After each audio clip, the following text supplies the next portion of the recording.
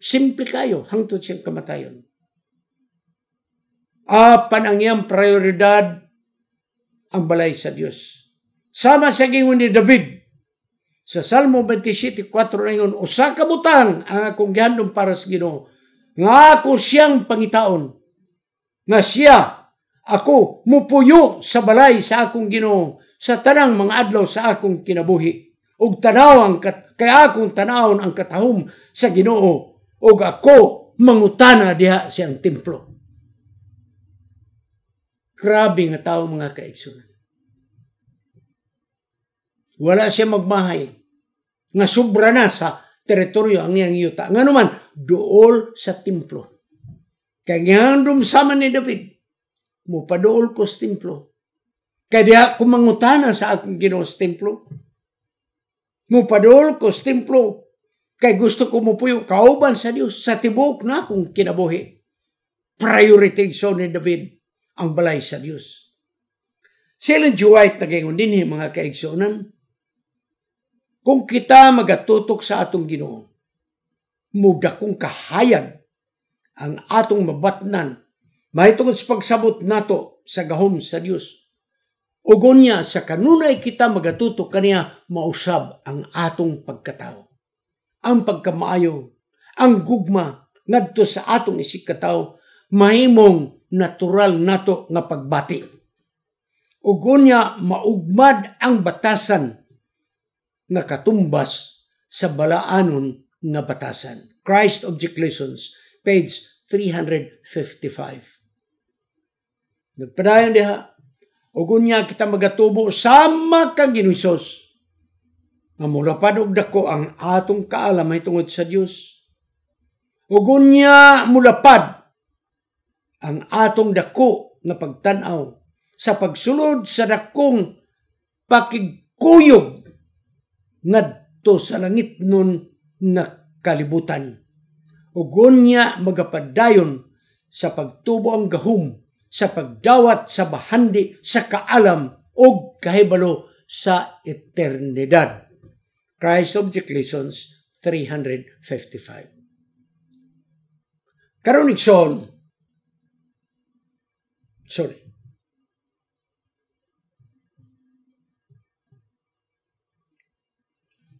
nagingon si Apostol Pablo, mga kaigsoon. Ako nagahangyo kaninyo mga igsoon, uban sa kaluoy sa Ginoo, nga inyong ipresentar ang inyong mga lawas, ingon nga buhi, balaan nga halad, nga dinawat sa Dios, kay kini mao ang espirituhanon nga pagserbisyo o pagampo. Ayaw kamo pagpahiuyon sa kalibutan. Hinunua bag-uan ninyo ang inyong mga pangununa, aron inyong makita ang kabubuton sa Dios. Kini naghatag og kaayo og madidawat kamo nga hingpit. Igsoon, si Ellen White nagyong mututok tas Ginoo, mausab atong batasan. Mututok tas Ginoo, muluag ang atong pagsabot sa atong Dios. Mututok ta ni Ginisos ang gugma, ang kaluoy sa atong isikataw, mahimong natural nga pagbati. Walay artificiality. Mao nga nagyon sa Apostol Pablo, ang atong lawas imo natong buhi nga halad ngadto sa Dios. Dili ta magpasiuyon sa kalibutan, mga kaigsunan. Si Apostol Pablo nagasulti nga dunay duha kadako puwersa nga mo-influensya sa atong kinabuhi, mga kaigsunan. Mudaot sa atong kinabuhi. Ang usa na nga mudaot sa atong kinabuhi unsa man? Kalibutan. Kini nga atong palibot. Pag di ta mag-amping, matakdan ta sa kalibutan. Panang lain nga mo-influensya sa atong kalibutan, sa atong kinabuhi, ang gahom sa balang espiritu. Kay kung ang gahom sa balang espiritu mo'y maka-influensya kanato, may transformasyon sa atong kinabuhi. O atong itugyan na atong kinabuhi ngadto sa atong Ginoo. O nga siya maghatag kanatong buluhaton, maayong nga buluhaton, nga iyang gipisugdan diri kanato. Filipios 1:6. Ikson, wadto na ta sa pagsipong na, pagsumada. Ang mayong nga leadership, makita nato kang Caleb o kang Joshua. Wala makawang ang ilang pagka-leader. Nga naman, kay ang sumusunod nga kaliwatan nakapanamin sa ilang maayong leadership. Nasunod sa ilang next generation. Busa ang kadasig igsoon na nakod ngadto sa next leadership. Ang ilang pagsalig o pagtuo sa Dios na nakod ngadto sa next leadership. Ang maayong leaders, dili lamang mo lead sa mga tao alang sa kayong kung dili, samtang siya naga-leader, ang iyang influensya na sa mga tao, kaya ang iyang influensya makaproduce og next leadership. Muna mga kaigsunan. Mo nga,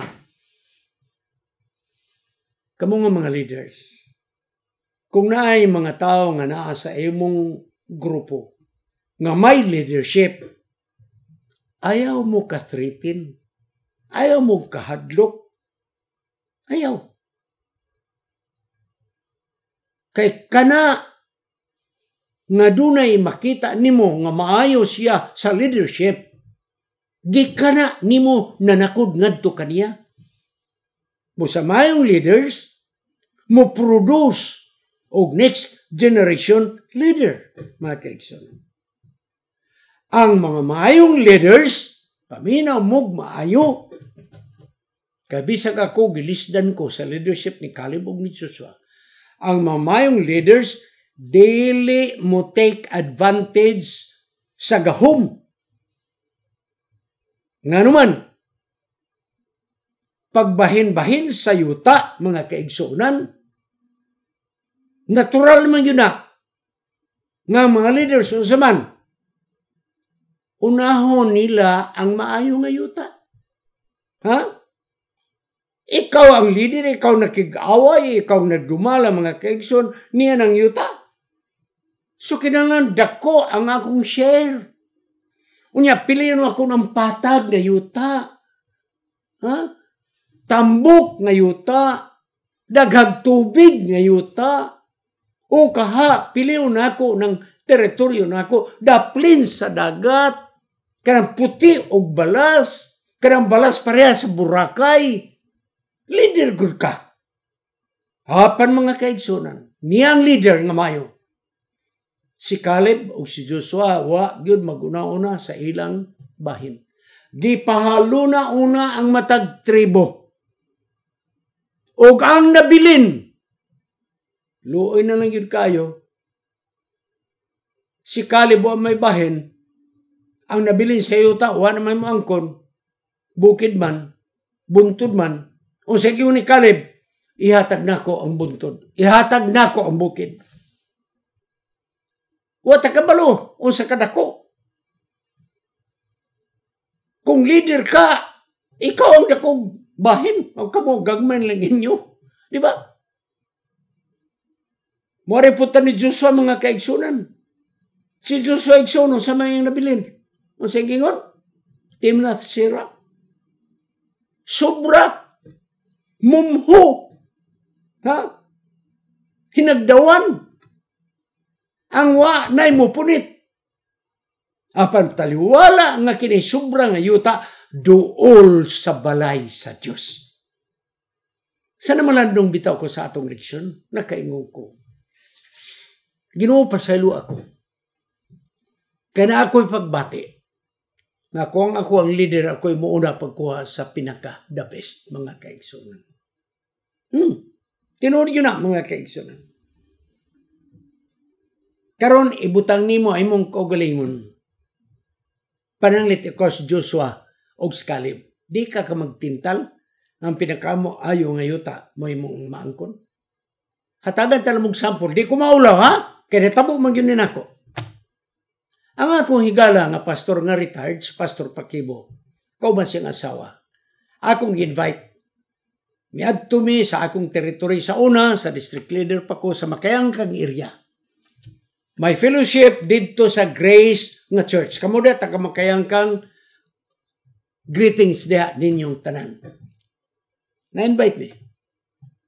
Siyempre, ako dito mo, si Pastor Pakibo, Mrs. Pakibo, ino na to supplemental ra ang ilang mga bahin. Kay Happy Family Man ang lecture. Murag, ako mo'y dako nga pagpangabudlay. Pagka Domingo, mga kaigsunan, nagatod na. Usang mga hinatod nila, kanang tabliya. Kaya labay ka nagag tabliya dito. Di kitawat na ako. Kaya tabliya ko na among gamit. Pagkasunod na naghatag og nangka. Duha kabuk nangka. Pulos hinog. Paminaw gud mo. Pasayloon lang kus Ginoo. Sa pagabuta mo diri sa Cagayan, nanganaog nami, siyempre, giuna na mo sa Pastor Pakibo, Mrs. Pakibo silang balay, nanaog yun ko. Ako yun nagpili sa nangka nga gihatag ni Pastor Pakibo. Ang gihatag na ko niya katong taas nga slender, nga dili kaayo heavy nga pagkayilo. Luspad nga pagkayilo. Ang ako igsoon, tambok nga nangka. Tambok nga nangka. Dako nga nangka. Unya, heavy ang pagkayelo. Inko, unaon anak ko, ako magyud ang main. Ako'y nag-lecture, ako'y nag-device service. Ha? Ingon na nation. So, diskarga ng Pastor Pakibo, katong slender, taas, pero luspad.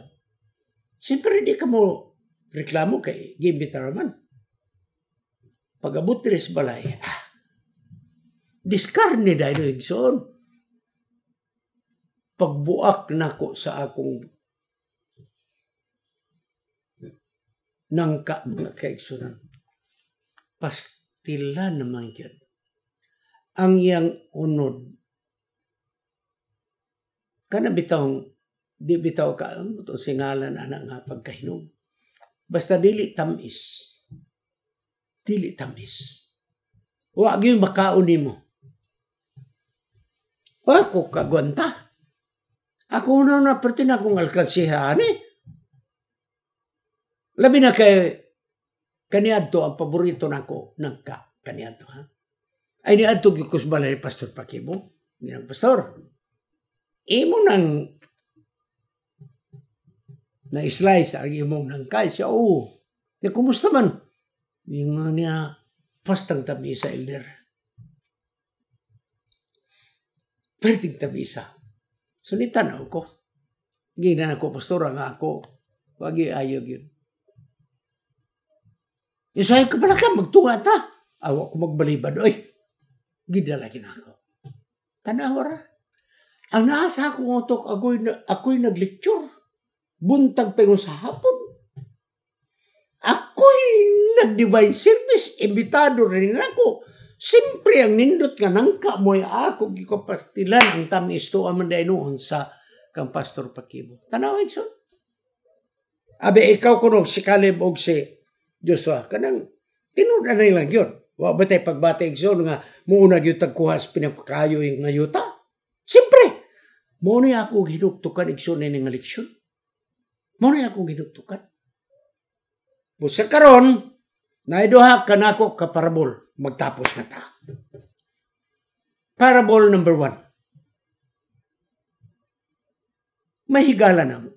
Ni Mrs. Sirano nga panimalay, nga Adventista.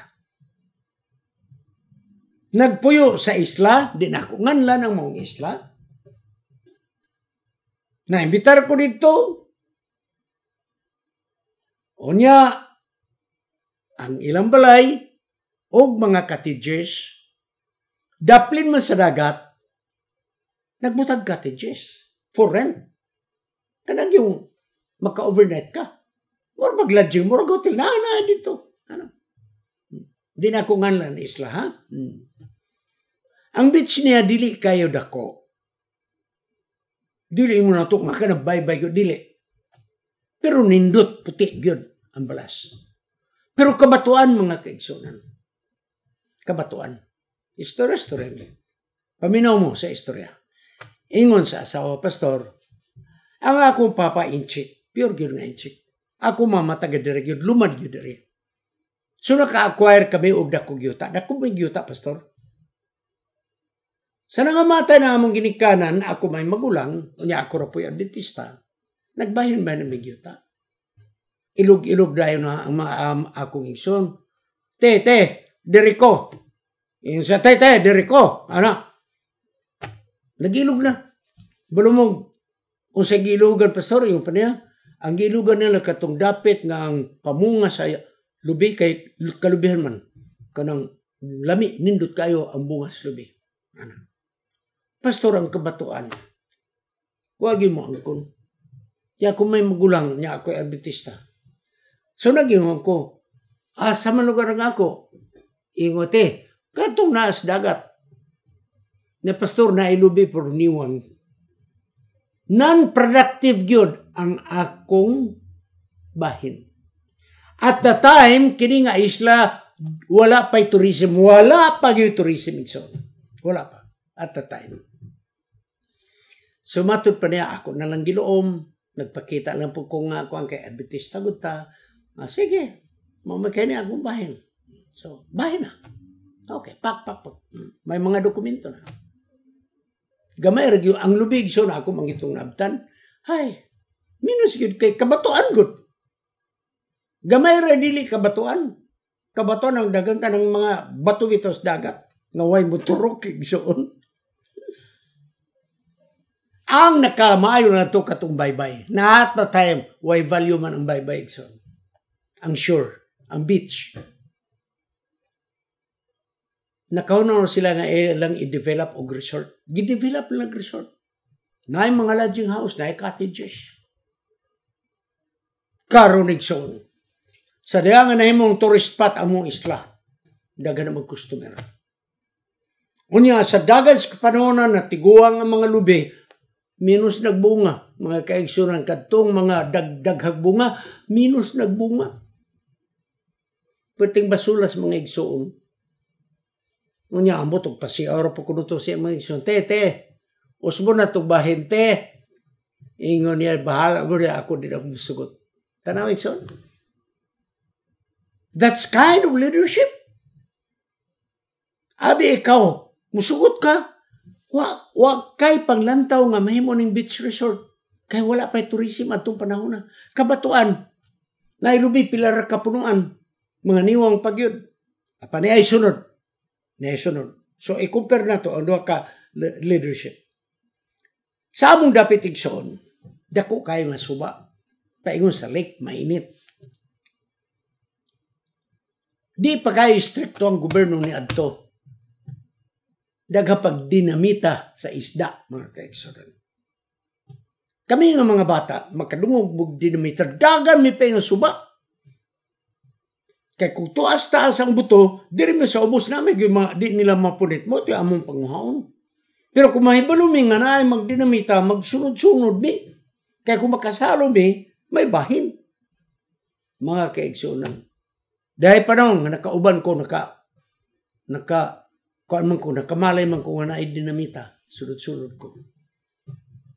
Pagbutog yung dinamita, salo na. Pila may masalo sa gamayng bata. Nay ako, niya mga naigsoon, nga kung ang sa imong napunit, nga isda, imong ibutang yun dito sa baybay, kay bahinon sa tag-iya sa dinamita. Tilat, mga babae, perti daghang babae dito, mga asawa. Sila daghang nakuha, daghang mag-isda niya itong panahon na igsoon. Butang nagapak ang bahay na. Ang binahin na dito igsoon, tunga sa tagiyas, dinamita, tunga sa nakakuhag isda sa tubig. Tunga. Karon igsoon. Diba? Kung asa nga itong tapok, atog yung tanaw ng tapok, o isakto ba nga pagkabahin, diba? Oo. Amot og gituyo bagdili. Karon igsoon bitaw makaunon ako. Kadtong tagiyas dinamita igsoon. Gikas tubig, misaka siya dito sa baybay, kay siya may magbahin. Muhawas pa bitaw na subaigson nga totally naked, Ang tagigiyas dinamita. Ang mga babae igsoon nga mo'y nag-gather sa mong isda, buagya. Pwerteng panago dito sa layo. Dahil ingon katong tagiyas dinamita, dali na mo, karo makikita mo, makaingon na mo, limbungan mo sa bahin.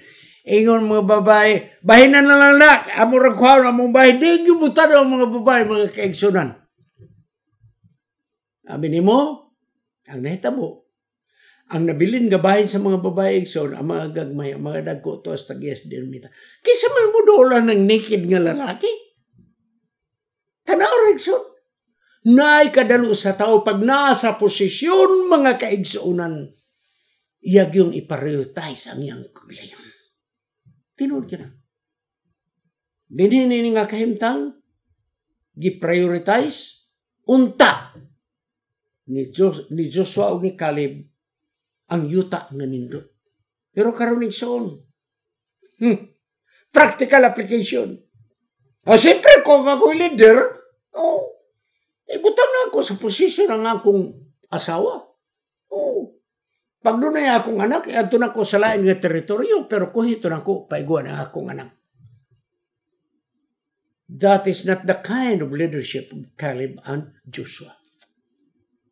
Si Caleb Joshua nga leader, giulahin nila ang ilang kaugalingon.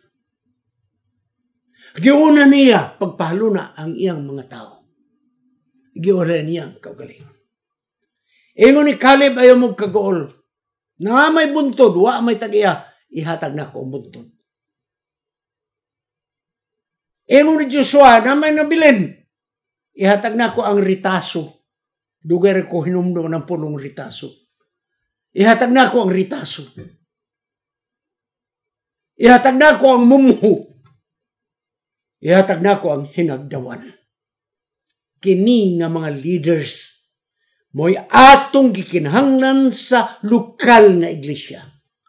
Kini nga mga leaders mo'y atong gikinahanglan nga mga leaders sa atong mga komisyonang conferences. Kini nga mga leaders mo'y atong gikinahanglan sa atong mga union o mga division.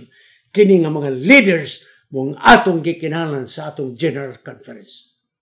O kung ang atong mga leaders may sama kang Caleb o kang Joshua, sila mo'y talan-aon sa tanang mga katawan nga sumusunod ni Kristo. O ang ilang leadership, mabalhin ngadto sa matag usa kanato. Magampo kita sa pagtapos, mga kaigsunan. O Diyos nga balaan, tagiya ka sa among kinabuhi. Salamat sa leadership ni Caleb o ni Joshua. Nga sumubo nga pagkasumada, wala nila unaha ang ilang kaugalingon. Wala nila palabiha ang ilang kaugalingon. Si Caleb nga mao, ang chief of staff kumbaga sa armed forces, ang iyang gipili. Wa niya pili mao na nabilin, ang buntod na lang, ang bukid na lang. Si Joshua nga kumbaga siya mo'y presidente sa Republika sa Israel. Ang iyang teritoryo, ang sobra, ang ritaso, ang hinagdawan, ang bumuho. Ginoo kami nagaampo nga kini nga klase nga leadership nga ulehon nila ang ilang kaugalingon. Apan unahon ang tibok nga iglesia, unahon ang tibok nga constituency, unahon ang tibok nga kapudan sa kalibutan, unahon ikaw Diyos. Hatagi kamo ang mga leader sama ni ini. Kining tanan among ginapangayo sa ngalan ni Ginsus Manluluwas. Amen. Kining inyong higala, si Pastor Wendell Mungaya Serrano, nga inyong igsoon usab, magkapadasig sa matag sa kaninyo sa pag-like, pag-share, labaw sa tanan sa pag-subscribe sa atong YouTube channel ng pangalan Wendell Mungaya Serrano. Ug ayaw kalimot sa pag-click sa notification bell hangtod sa sunod nga higayon magkita na usab kita.